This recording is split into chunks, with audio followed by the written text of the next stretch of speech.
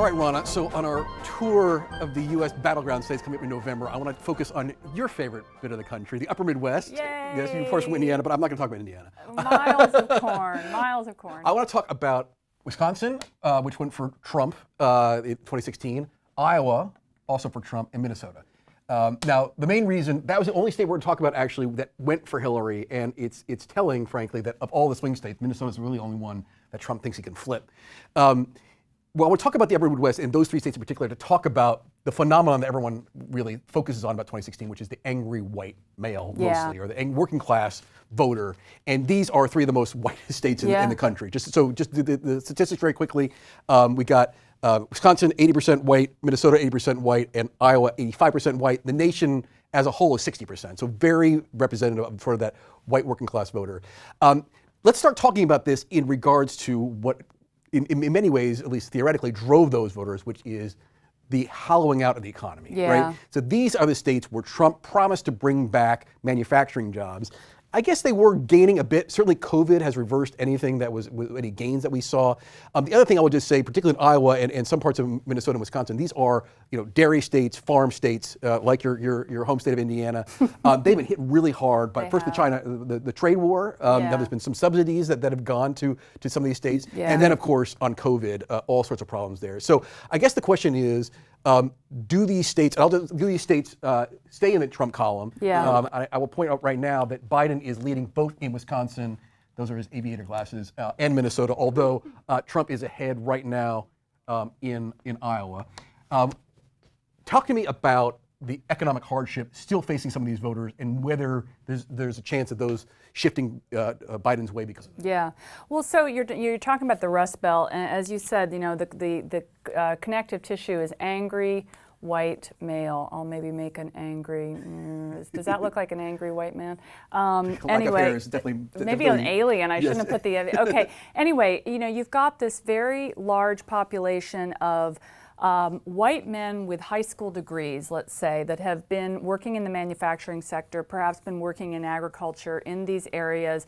And in the last 40 years, policies have not favored these areas. And some of the policy shifts have happened under Clinton and under Obama. So, you had NAFTA, you had China coming into the WTO, you had the hollowing out of a lot of those Rust Belt jobs. I actually come from a state that has both agriculture and manufacturing jobs, and I kind of lived that story in the 1980s. I saw that, manufacturing going way down. You had big ag going up, but you had SMEs, small and mid-sized family farms and things going down. And those are all the topics that you're going to hear Joe Biden talking about. And already, it was interesting, in Iowa, before COVID hit, there's a big concert called Farm Aid, where people, Neil Young and John Cougar Mellencamp, come out and play to the farm crowd.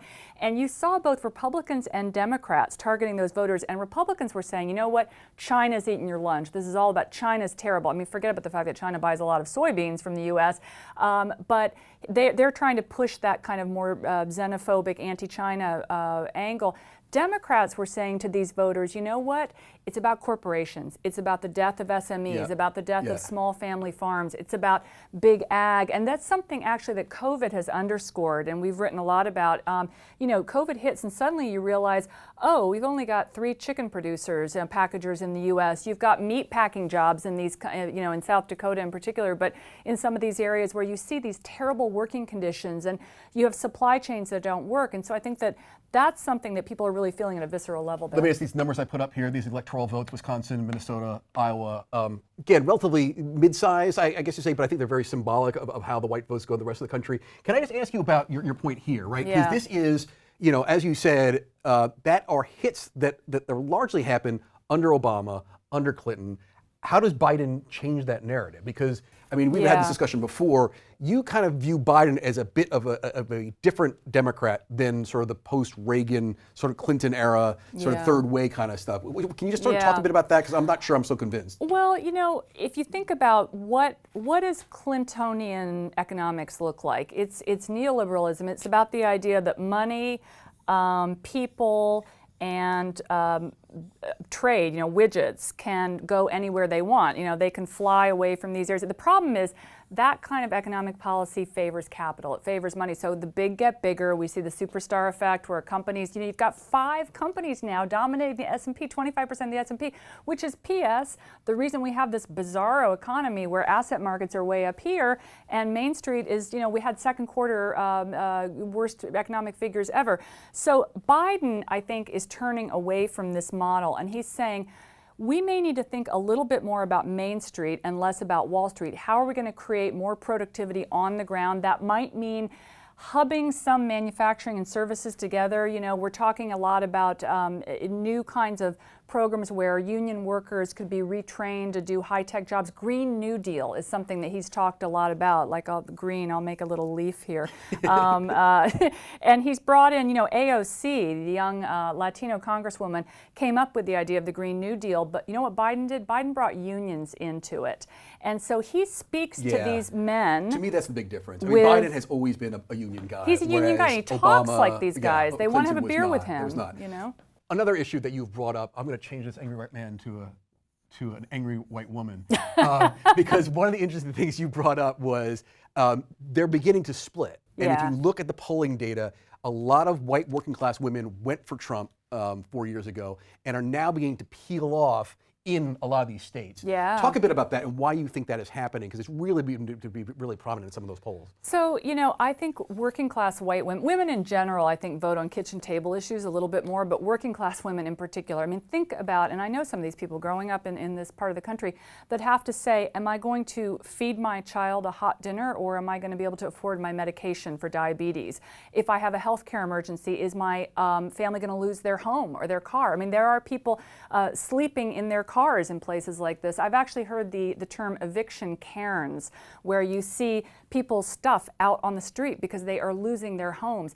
These women are saying to themselves, has Trump made me better? No, they're not. And P.S., there's a Peterson poll that says a lot of people, I think about half the voters are saying, no, I'm not feeling better. That's right, and only a third are saying that they are better off. And there is a stark gender split on that. Sticking with the issue of white women, though, and moving from moving classes, to be perfectly blunt, to sort of the college-educated suburban women vote. Because I think we're also seeing, that was also surprisingly, we didn't go all the way to Trump, but there was a surprising number of sort of suburban professional women who are, one of the, again, suburban Philadelphia is the same kind of voter, tend to vote Republican on economic issues. They're more laissez-faire, they're more low tax, but can be lured towards a Clinton or an Obama on abortion, on social issues. And you start seeing that in the soccer mom. Soccer mom, right. You and I sort of grew up politically in the 90s, right? I can't really draw a soccer ball. Go for it. We saw in the Minneapolis suburbs in 2018, the midterms, 2 suburban districts went from Republican incumbents to Democratic challengers. We saw the Wisconsin governor voted out of office. Scott Walker, big name in the Republican, got voted out by a Democrat.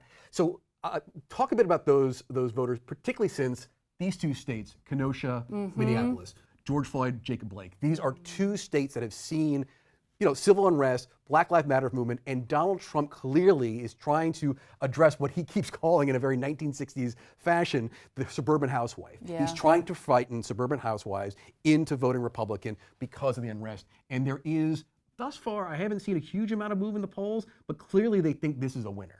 Well, law and order is a good topic for these women, right? I mean, these are big, women that are going to say, is my community safe? Maybe there's going to be some hidden racism possibly in some of these communities. I think that we saw a little bit of that support for Trump, not only in these places, but also way over here in Washington, when Portland was really exploding, people starting to say, is the city safe? But again, I think that Trump is a hard candidate for these women to love, right? Now, another issue, though, economically, if they're wealthy, if they're living in suburbs, are they going to look at the asset markets and say, well, stocks are still pretty high, things are okay, law and order? I think it's going to be very, very tight on those issues. And you have seen, it has been, frankly, I think a bit too ham-handed, because you've seen suburban women moving towards Biden because, frankly, our suburbs today are not, this is sort of a Nixonian playbook. This is not the suburbs of Nixon or even George Wallace. These are much more diverse suburbs, and the suburban women voter right now is frankly not, I think, easily spooked on that regard. One last thing before I get to predictions, I want to talk a bit about Iowa and farms, because we have sent reporters there, most of the time Greg Meyer, to Sioux City, to Iowa repeatedly, waiting for the Iowa voter to move because of trade. Yeah. Now, one of the things that we've seen happen, of course, is Trump's been wise to that, and we've seen huge amount of subsidies going to farmers. Yeah. And I keep joking, everyone says that Joe Biden is the closet socialist. Well, a lot more socialist policies under Donald Trump in terms of subsidizing chosen industries. But we started seeing some movement because of COVID, but also because of some of the moves they've taken on ethanol subsidies, which Trump keeps waiving. To what extent do you think the Iowa farm voter, and this is the one that, again, that Trump probably is still ahead on, but do you think that voter is winnable in November because of agriculture issues? I do, and I think ag is really trade financing for ag is where it's. I'm going to draw a little corn here. I was hoping you'd go corn. Yeah, I have to draw corn. I'm from Indiana. It's amazing. I grew up in like miles of cornfields. I think that what you're going to see, you see the big banks right now pulling out of commodities trade financing. Big ag producers will still be fine. Those big are going to get bigger. But what you're going to see in the next month or two is it's going to be tougher for small family farmers, even mid-sized public companies, say in food packaging, to get financing to do daily business in places like that. If you start to see cascading bankruptcies, companies going under, and then that having a domino effect, maybe I'll do a couple of dominoes, then that could be good news for Biden. Well, let me ask you about that, because there's been a bit of a division amongst economists on this, and I know you've written extensively about this, the extent to which the end of the fiscal stimulus was going to lead to some sort of cliff where you'd start seeing bankruptcies. Now, again, divided opinion on this. We haven't seen it yet. I mean, there's been no stimulus for several weeks now. But you were saying when we were talking off camera that you think that actually there's a bit of a lag here, that we could see it in a month or two. Boom, that's right, in late October. I think so, because if you think about, we had the end of fiscal stimulus around about August. Because of the delays in payment, you weren't really going to see that hit probably until right about now. We're not going to see another big fiscal stimulus package being cut before November. So I expect, and I'm already hearing just amongst small businesses, people are losing their loans, people are losing their tenancies. You're also starting to see commercial lenders cutting deals that they wouldn't have imagined commercial real estate, a year ago. So I think we are right at the tipping point. Well, if that does happen, and we were still waiting for it, that would clearly, I think, particularly in these states, begin to move more of the vote towards Biden. Yeah. Let's go lastly to predictions. Okay. I must say, I still think that Iowa, it's very close right now. I haven't seen the movement on the ag voters as much as I had expected.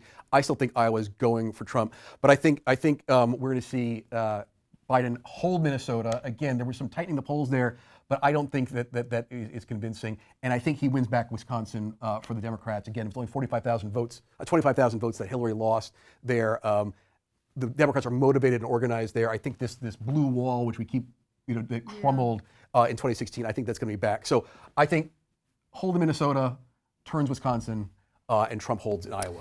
Okay, well, I, as a Midwestern girl, I'm going to be all blue here. I think that we are going to see an entire shift in this Rust Belt area. One of the reasons that Hillary lost this area is she talked about deplorables, right? There's a sense of contempt against the East Coast elite. When I was growing up in Indiana, I went out east to school. That was like, who do you think you are? There's definitely that coastal heartland divide.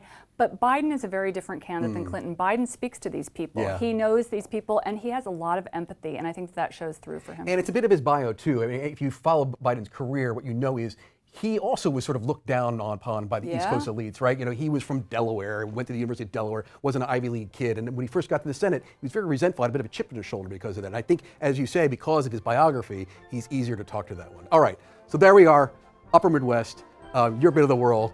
It'll be interesting to watch.